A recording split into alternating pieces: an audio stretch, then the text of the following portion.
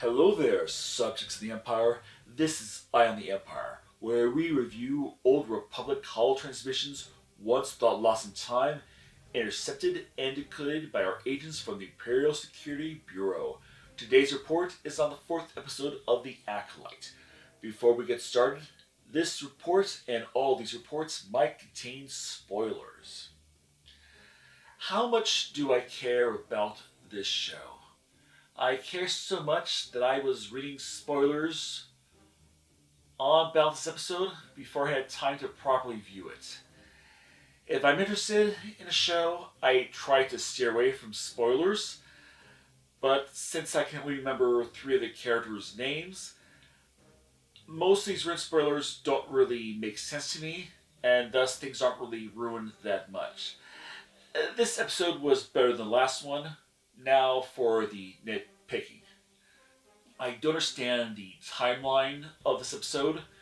May and that talkative criminal guy, they arrive on the forest planet to go hunt down that Wookiee Jedi.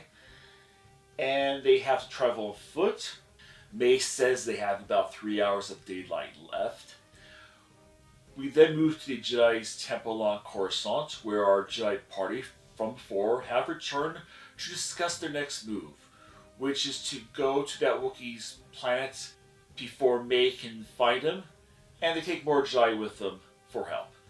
Why did they have to go back to Coruscant for this? Couldn't they have just made a telephone call from their spaceship to the temple? Anyways, onto my issue about this timeline. Our Jedi and May all pretty much locate the Wookiee's home at roughly the same time. May was already on the planet when the Jedi were at the temple on a different planet. Didn't she have a head start? The pacing of this episode should have been the Jedi on Coruscant making their plans and leaving. Then you cut to May arriving on the planet, then followed by the Jedi arriving on the planet, suggesting that May only had a small head start. May's change of heart seemed rather quick. First two episodes, she seems pretty driven by revenge.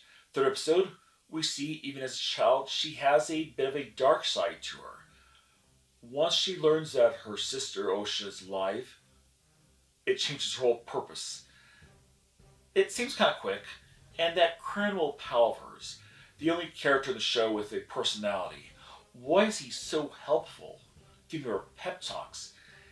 He could be the masked Sith Lord, or could still be the mother who carried them.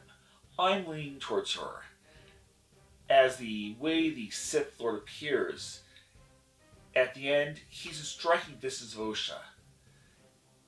He could just kill her, but instead, just sort of steadies her, then pushes her out of the way before fighting their Jedi. Like maybe how a mother who hasn't seen a child might first, sort of stare at them first.